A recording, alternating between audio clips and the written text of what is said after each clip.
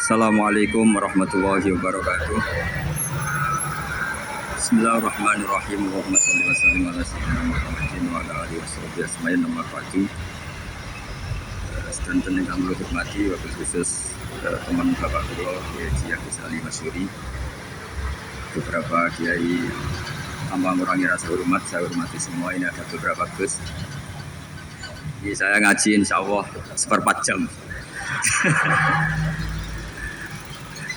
Seperempat jam nanti yang menghisap Gus Kausar berapa Gus? 10 menit. Begini, sebetulnya saya membela semua umat Islam itu ahlul jannah.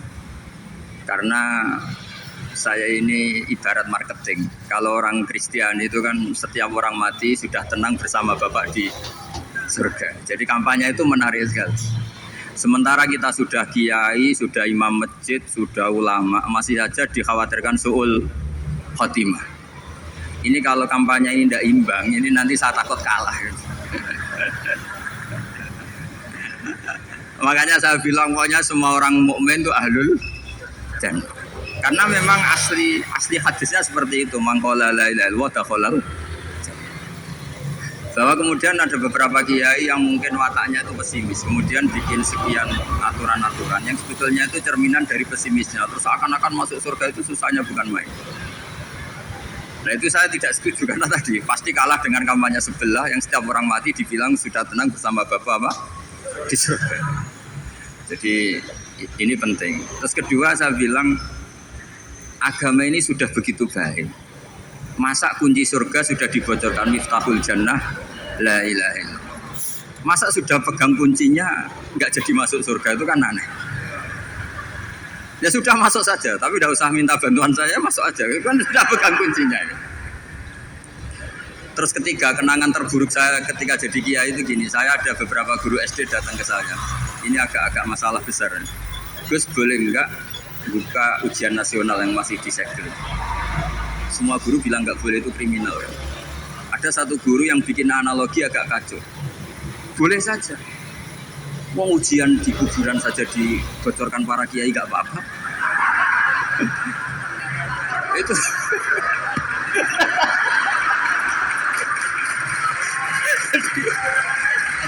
Tapi ini kriminal ya. Perhatian kepada kiai, nggak boleh memukul pemateri.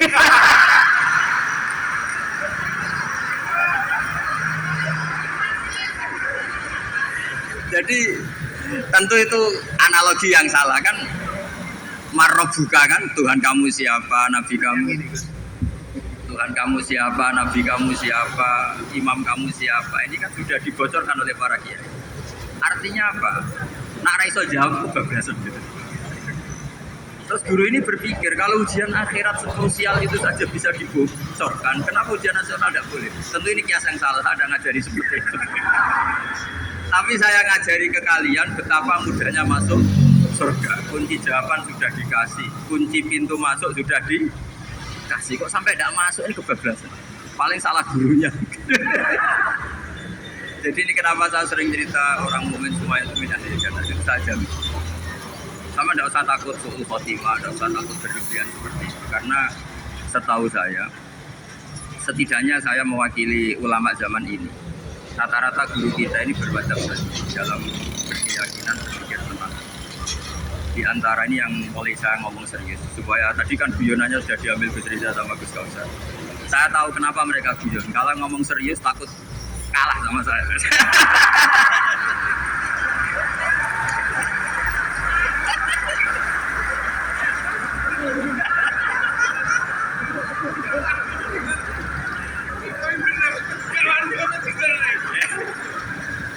Karena saya ini sudah terkenal pemikir serius, jadi artinya itu satu kepintaran mengalihkan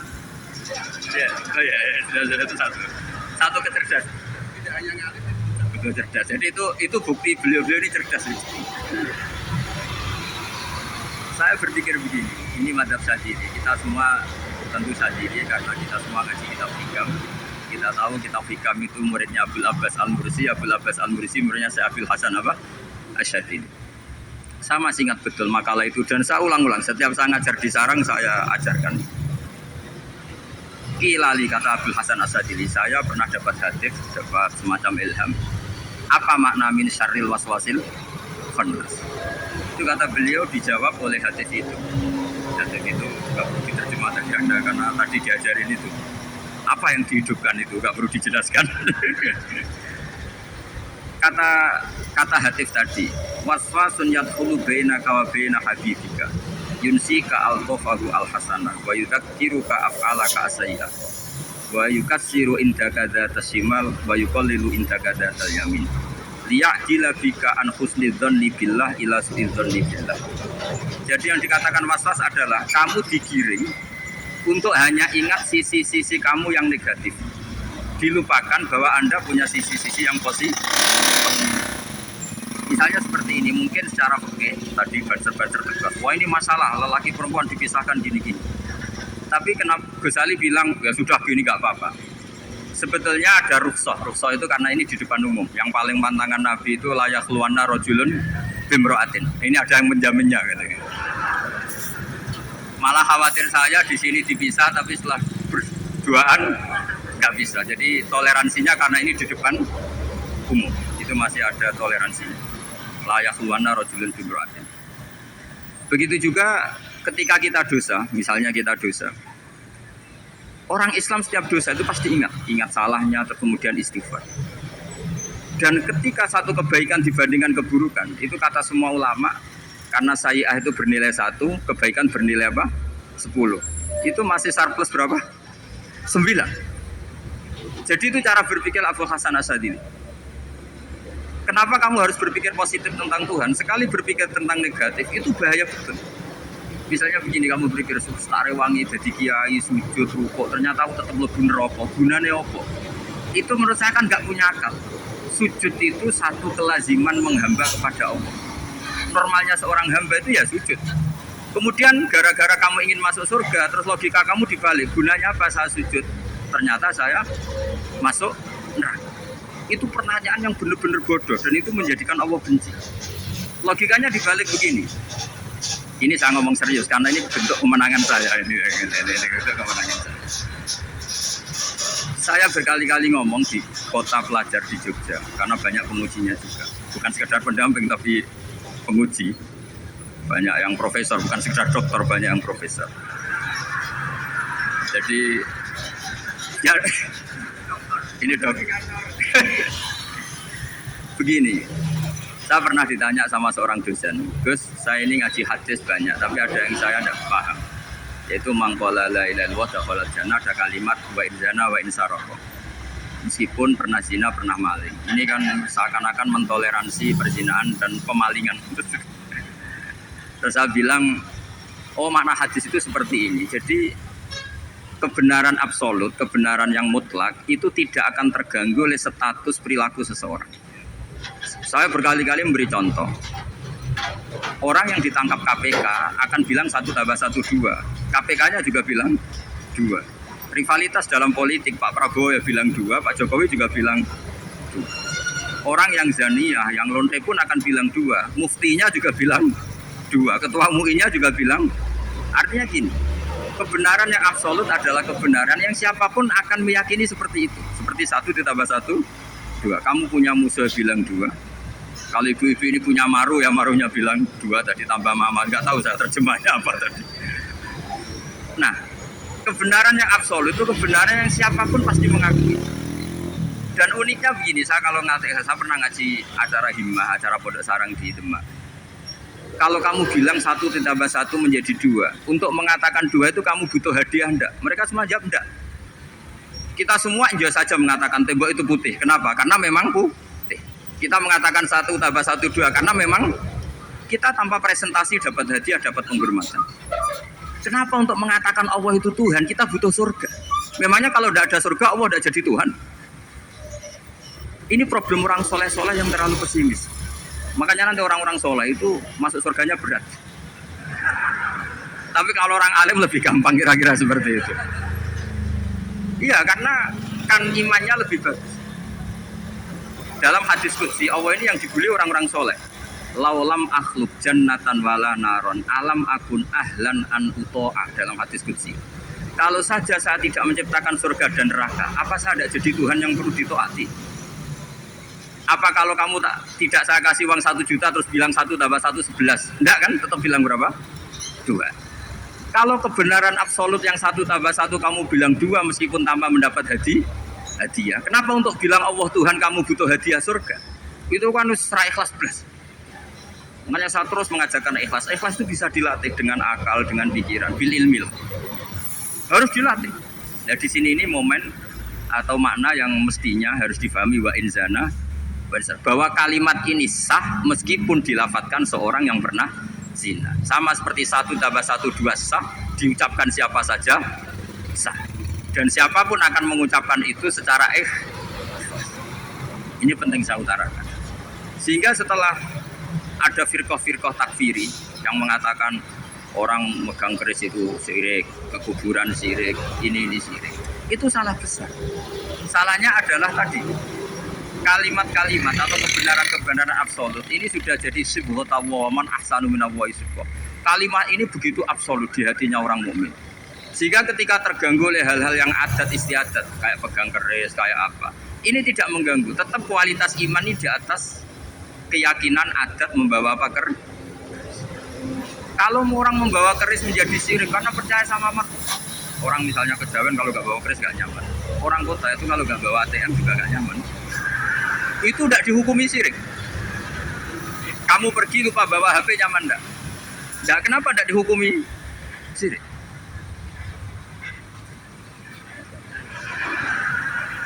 Lah ya. Jadi ini logika. Jadi makanya ini Gus Reza boleh ngeritik saya. Saya itu berkali-kali bilang, saya termasuk ulama yang mau bikin gerakan cangkem elek. Karena nanti kalau saya nisbatkan ke Rasulullah itu tidak pantas karena Nabi ahsanan nasi khalqau wa khuluqa. Tapi saya siap jadi bempernya Rasulullah sallallahu alaihi wasallam. Pernah ada diskusi di Jakarta, ini kisah nyata. Apa dalilnya setelah sholat salaman? Mana hadisnya? Itu dijawab hadisnya tentu kita kesulitan.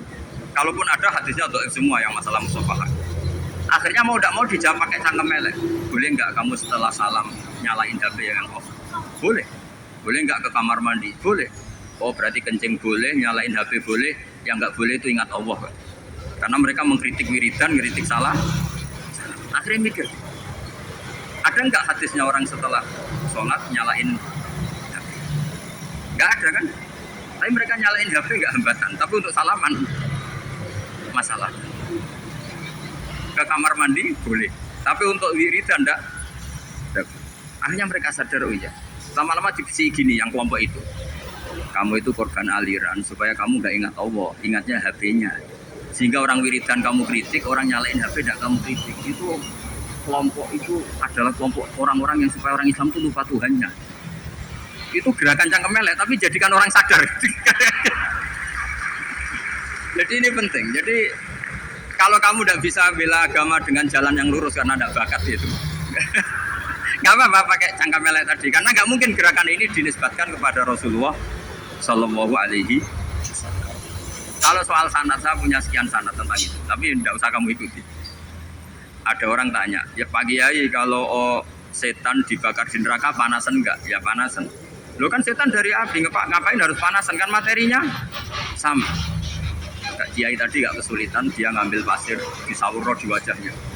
Wah sakit Kiai, kamu kan dari tanah, kena tanah kok. Jadi itu ada sekian, artinya gini ya, kalau kesulitan jawab pakai baik-baik ya sudah pakai cangkem elek itu aja kan. Tapi tentu kan gerakan ini tidak mungkin dinisbatkan kepada para nabi.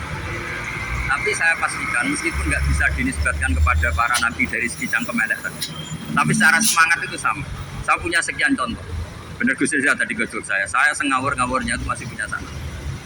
Itu pas saya ngawur pun masih punya apa? Nabi Ibrahim itu ketika faja'alahum juzatan illa kabiral lahum itu si berhala paling besar dikasih kapak. Ketika mereka geger, ini siapa yang memecahkan berhala-berhala kecil?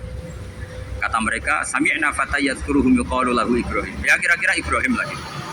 Terus Ibrahim didatangkan, siapa yang melakukan ini semua? Ini jawaban Nabi Ibrahim, bal fa'alahu kabiruhum hadza. Ya tanya yang bawa pedal, saya kan enggak bawa. Terus kata orang-orang, otak kamu itu di mana? Masa berhala disuruh nanya, kan nggak bisa ngomong. Ibrahim kembalikan, ufil lakum walima ta'buduna min dunillah. Lalu otak kamu di mana? Sudah tahu nggak bisa ngomong kok disembah gitu.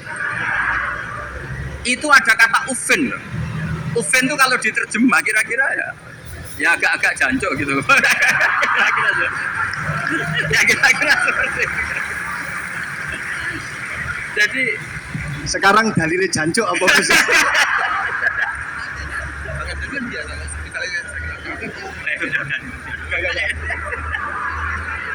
gimana? Jancuk itu dari daksu, dak tinggalkanlah suan perkara sing elek. Krono ilati wong Surabaya kakean lawon akhir ngomongi jancuk.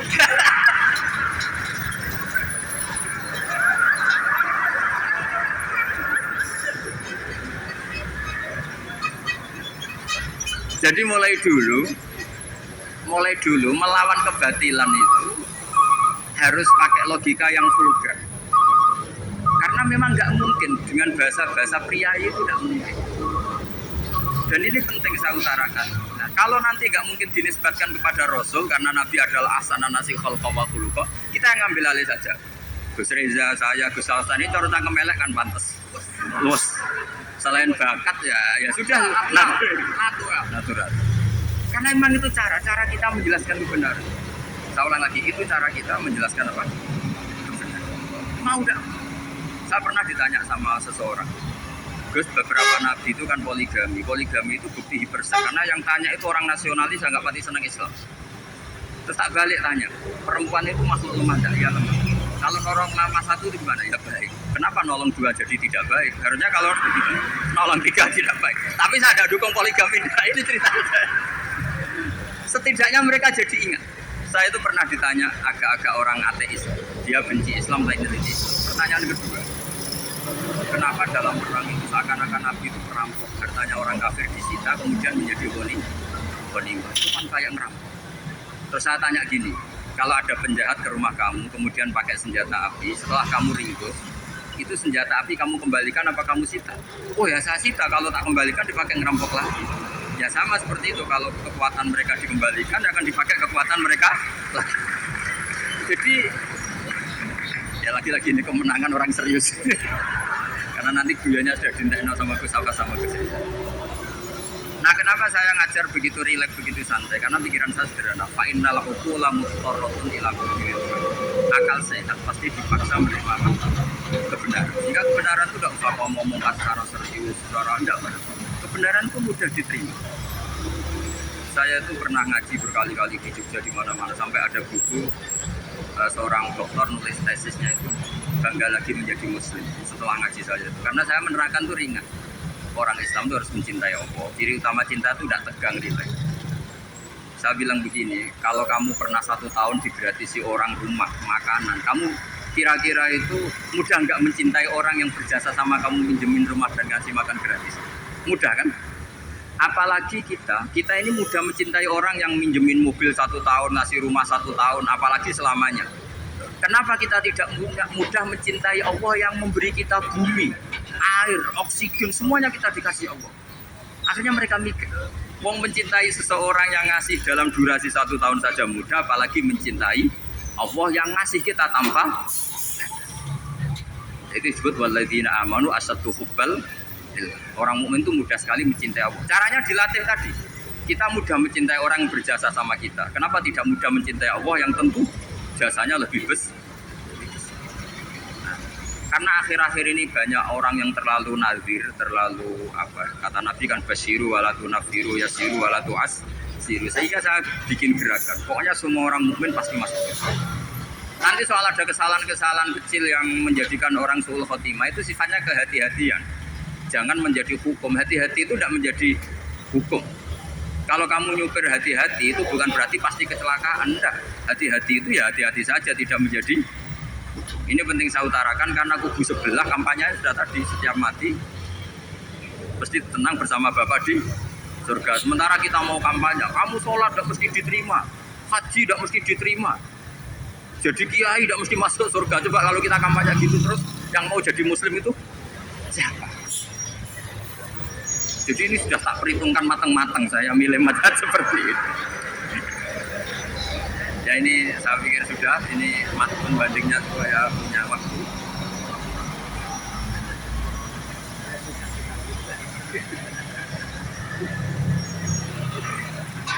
Nah ini yang sesi terakhir ya, sesi terakhir. Saya akan cerita fikih karena Nyun sewu Gus, ada iklan sebentar dari ibu-ibu, pentolan mic kurang dekat ke mulutnya Gus Baha. Sehingga suaranya tidak terdengar sampai ke belakang. Oh gitu. Pentolannya didekatkan Gus. Oh, gitu. Ini kalau ngomong konotasinya itu mesti nyerempet. Sudah apa ya? Sudah ahlinya di situ. Ya kalau ada di situ.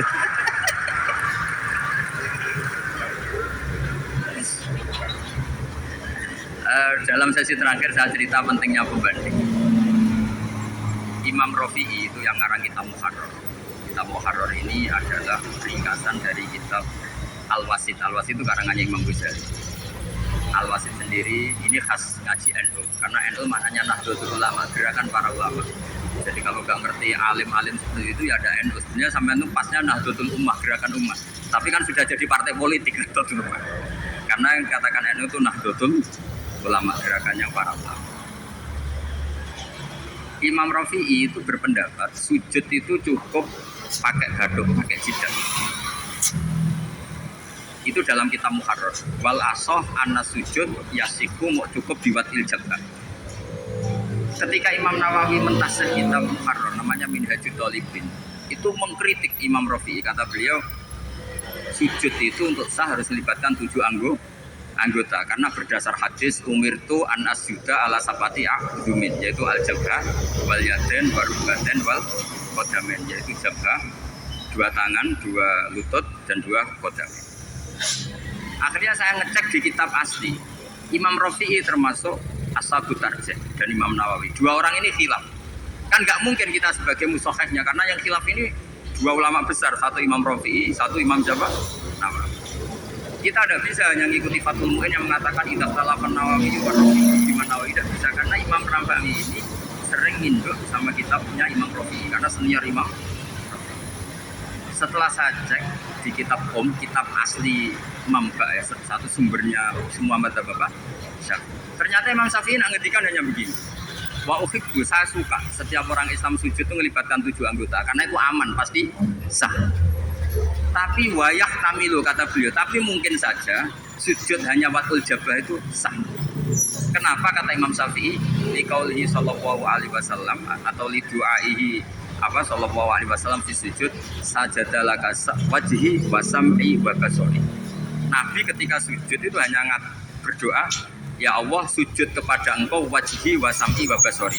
Nabi tidak menyebut wa yadi wa rubati wa qadami. Sehingga saya berkali-kali bener kata Gus, saya ini pembela umat sing sujudnya 7 anggota ya talem pantes dadi rois Suriah. Gitu. Yang sujudnya badok tok ya tetap sah ngikuti mazhabnya Imam Rafi'i. Meskipun itu tidak saya anjurkan. Tentu tidak saya anjurkan. Alasannya Imam Syafi'i tadi, Rasulullah pernah berdoa dengan kata-kata sajadalaka wajhi. Bukan diteruskan wa yadi wa rubati wa qadami. Sehingga fal khilaf guna bagian ala khidati kalau dalam bahasa fikih. Khilaf biar tetap sesuai aturan khilaf masing-masing. Enggak perlu kamu menggugurkan pendapat Rafi'i yang mengesahkan sujud hanya pakai jabah. Ini penting karena tadi seperti saya katakan yang sujud anggota itu yang masuk swarga mergo pintere. Sing nganggo bathuk tok yang mlebu swarga mergo gobloke tadi karena aksaru ahlil jannah al-ghurur. Nah, ini madzhab saya. Jadi saya itu ingin umat Islam itu baik-baik saja. karena tidak mungkin. Nah, kita tidak bela Islam di zaman akhir tidak mungkin karena di kubu sebelah kampanyenya sudah seperti itu. Kalau kita ngomong ikhtiar, kiai ra mesti mlebu swarga, sing salat ngeduk ra mesti husnul khotimah. Wah, kan jadi repot. Saya ini pengagum teori ikhlas. Dilatih bil ilmi, saya ulang lagi dilatih bil ilmi. Saya ini malu. Malunya tadi, saya mengatakan 1 tambah 1 2 itu meskipun tidak ada yang memberi hadiah tetap saya katakan 2. Saya mengatakan air itu dingin, tidak ada yang ngasih hadiah saya akan bilang kalau air itu dingin. Kalau api itu panas.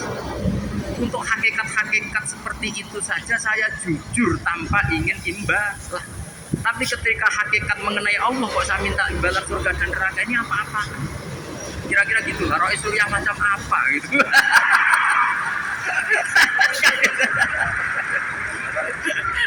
Ya saya kira demikian. Assalamualaikum warahmatullahi wabarakatuh. Waalaikumsalam warahmatullahi wabarakatuh.